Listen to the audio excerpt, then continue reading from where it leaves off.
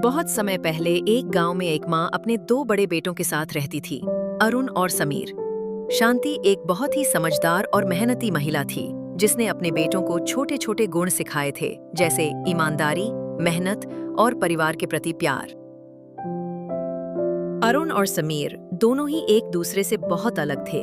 अरुण ने हमेशा पढ़ाई में ही अपना ध्यान रखा और किताबों के साथ समय बिताने में उसे सुकून मिलता था, जबकि समीर का दिल कभी किताबों में नहीं लगता था।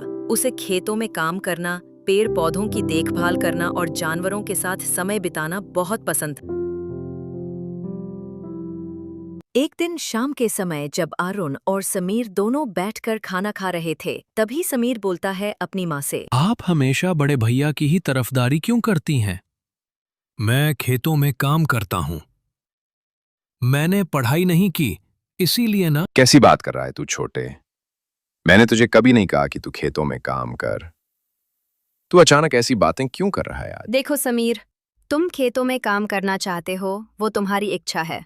तुम्हारा उस काम में मन लगता है, तो जो तुम कर रहे हो उससे तुम्हें परेशानी नहीं होनी चाहिए।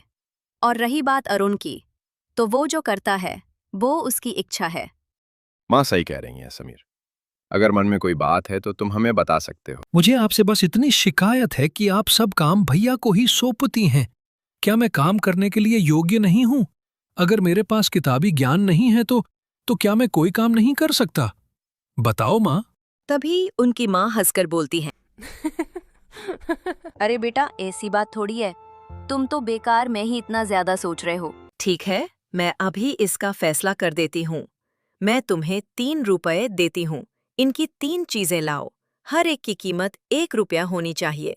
पहली चीज यहाँ की होनी चाहिए, दूसरी चीज वहाँ की होनी चाहिए, तीसरी चीज न यहाँ की हो न वहाँ की हो। अब मैंने जो तुमको काम सौंपा है, मुझे पूरी उम्मीद है कि तुम इसे पूरा कर लोगे। इतना सुनकर समीर बाजार की ओर चल देता है।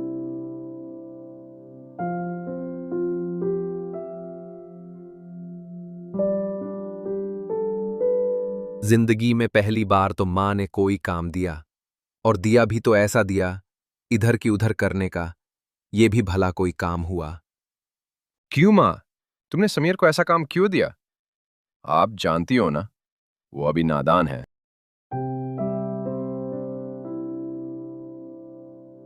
तुम परेशान मत हो अरुण, ये तो बस उसके लिए एक सबक होगा। जो चीज समीर को भटका रही थी, वही उसके लिए एक सीख बनेगा। ठीक है माँ, मुझे आप पर पूरा भरोसा है। आप कोई गलत फैसला नहीं करेंगी।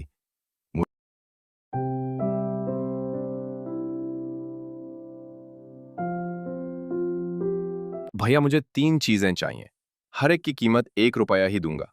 पहला सामान यहाँ मिलना चाहिए, दूसरा सामान वहां का होना चाहिए, तीसरी चीज ना इधर की हो ना उधर की हो। चलो भैया, जल्दी से मेरा सामान मुझे दे दो और अपने पैसे रखो।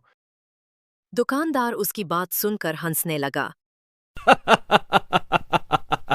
कहाँ से आए हो तुम भैया? ये 3 चीजें कहीं नहीं मिलेंगी आपको, चाहे पूरे बाजार में ढूंढ लेना। इन दुकान है कि तबेला जो आपके पास कुछ सामान नहीं है? नहीं तो इतनी बड़ी दुकान खोल के काहे रखी है आपने? बेकार की बात करते हैं। उन 3 चीजों को समीर ने अनेक दुकानों पर खोजा, लेकिन जब उसे तीनों चीजें कहीं भी नहीं मिली तो निराश होकर घर लौट आए। सर तो बड़ा ऊंचा करके गया था घर से। अब माँ और भैया से कैसे नजरें मिलाऊंगा? हे भगवान, अब तुमने कहाँ फंसा दिया? क्या हुआ अगर मुझे नहीं मिली? अब यही काम माँ भैया को करने देंगी, फिर देखता हूं भैया कैसे इस काम को करते हैं।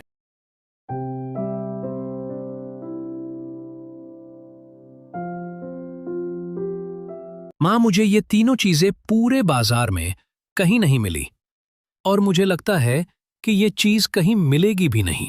आप चाहें तो भैया को भेज सकती हैं। वैसे भी आप हर काम तो भैया को ही सौंपती हैं। अरे समीर, तुम मेरे भाई हो। माँ का काम तुम करो या मैं करूं, बात तो एक ही है। चलो अरुण, अब तुम बाजार जाओ और जो मेरा काम अधूरा रह गया उसे पूरा करो। जी माँ, मैं जल्दी जाके वापस आता हूँ।